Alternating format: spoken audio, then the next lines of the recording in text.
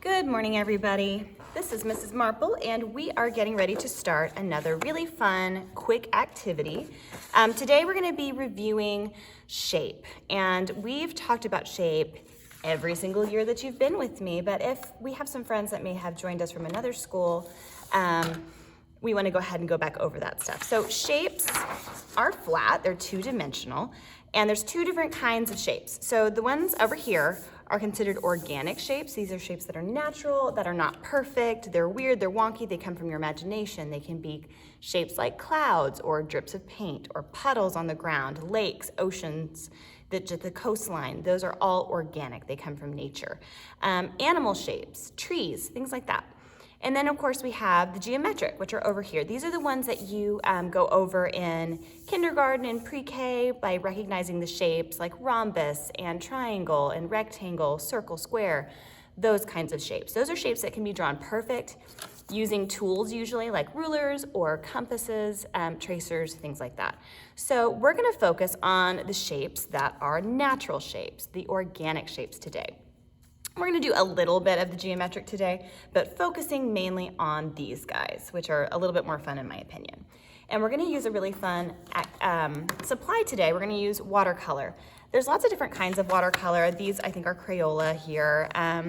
They're not new sets, which is fine. We hardly ever get to use brand new stuff in the art room. We've got Praying. This is the semi-moist. It looks just a little bit different. It's kind of got a little shine to it. And then we have just the classroom Crayola paints, which sometimes have a little bit more range in color. Of course, you get to mix today too, which is fun. So I'm gonna get myself a placemat and a piece of paper. You guys are going to get watercolor paper, which has a little bit of a texture to it. It's thicker. When you hold it, you're gonna know right away that it's a better quality paper, because when we use a supply like watercolor, we wanna make sure that we have a good surface to put it on. If we were doing something with temper cakes, you know, the round puck paint, we would just use construction paper, but this is a little bit nicer supply, and we wanna show all of its capabilities on this project. The good thing about watercolor is that it is translucent. Transparent is clear. Translucent, because it has pigment in it, you can still see through it to the color of the paper, but you've got that wash of color on top, which is really nice. Opaque paint would be like liquid temper, the goopy paint that you paint on without using any water at all. So we're gonna get to experiment with all the wonderful things that watercolor can do today. So to start with, your paper. You can start with a shape of a triangle today. We're making winter trees. And of course, this project would be beautiful if you did any kind of a shape. You could do like a Christmas ornament, just a round bulb if you wanted to, or a heart shape. You could do so many things with this project. But because it's winter, we're gonna be doing winter trees. So you can see this is the finished example. It's just a triangle. And then I have another example that I started with my class yesterday. That is a triangle with a rectangle or a square on the bottom to look like a trunk. So you can choose either the triangle or the shape that just has the rectangle at the bottom. I'm gonna go ahead and draw an example of just the triangle here for those of you who are wanting to do the more simple option. And a triangle is a geometric shape. So what I'm gonna do is I'm gonna find the middle of the top of my paper, and it's gonna be oriented vertically. And I'm gonna take my ruler, and of course you'll be using pencil. I'm just using a marker so you can see better. I'm gonna use my marker, and I'm gonna draw down to the corner of the paper. We wanna try to use as much of this paper as possible, because like I said, it is a little bit better quality. We wanna make sure we get the most bang for our buck here. So that would be the beginning for one of you. And then maybe if you wanted to do this example, you don't go quite as far down with your triangle, and then you just add a rectangle to the bottom. You, of course, will be using pencil, so you can erase if you make mistakes, because you only get one of these pieces of paper. So let's go ahead and start with the triangle here. You'll wanna make sure you put your name and your section on it. So today I have group A, so I'll put 3A, third grade group A. And then we'll get our supplies. So I have my watercolors and my water here. You might wanna choose a smaller brush. I'm gonna use a pretty big one just for the example so you can see the blending a little bit easier, but we're gonna wanna try to fit lots of pieces on this project. I want you to try to get at least 20. If you can get more, that would be awesome. but I want you to experiment with blending colors and doing that wet on wet technique I'm gonna show you, having some areas light and some areas dark. You can do different colors within shapes. There's a lot of fun things, so I want you to have plenty of space to do it. So what I'm gonna do, to start with watercolor, you do need to wake up your paint like we would tempera. So I'm gonna dip my brush in water and then I'm gonna choose a color. I'm gonna choose this dark blue color. And if you feel like you wanna have a thin layer of color to start with, and you can always go darker, add a little bit more water to your brush.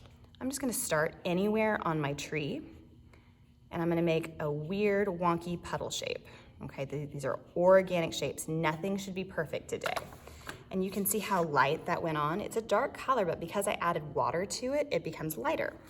If I wanted to darken it up, I could always go back, but I can also take a new color and introduce it to this color and see what happens. I think I'm gonna try purple.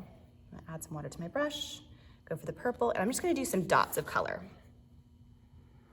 Now, because it's wet, the color really spreads and it does something kind of unique.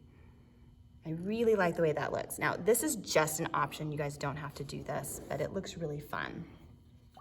So what I'm gonna do is I'm gonna take the same color while my brush is wet, and I'm just gonna kind of paint around my tree a couple of times.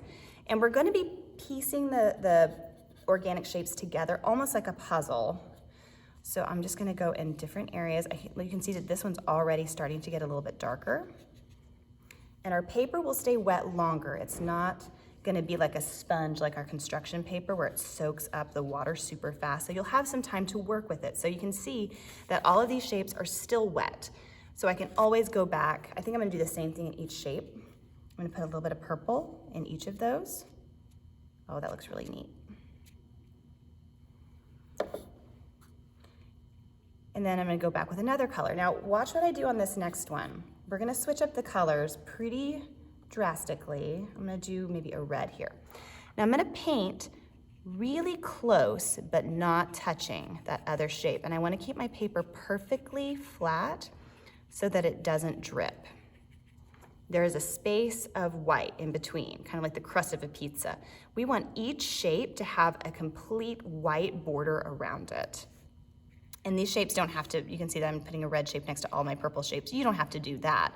But I want to make sure that I keep these shapes separated, because the next part of our lesson will be going around these shapes with a fine point Sharpie and drawing the contour line, which is the line around the edge of the shape. So we're gonna be focusing on those edges on the next part of the lesson. But today is the extra fun part. We get to just use color, we get to make weird shapes. They don't have to be perfect. That's kind of the whole idea, is that we're not using pencil ahead of time. You're just kind of using your imagination and seeing where the shapes go. The one thing I wanna make sure that you don't do is I don't want you to do any huge shapes, because like I said, I want you to have a lot of different colors, a lot of different shapes. So you need to make sure that you're giving yourself plenty of space. So I wouldn't wanna have 3 different shapes on this tree. I wanna give myself lots of room. So I'm just gonna go in here. Teachers and students, please pardon the interruption. Sorry about that. More milers, could you please go to the gym for your picture? Thank you. Well, that just sometimes happens. Sorry about that, guys. So what you're gonna do is you're going to fill your tree with shapes, none of them touching, all of them on their own with a little white border around all of them. And when you're done, it will look amazing. It'll look like stained glass. And I'm gonna go ahead and show you an example that's a little bit more dry, but those are looking really cool. Here we go. So this example I did yesterday, and it's already pretty dry. I need to get a Sharpie really quick.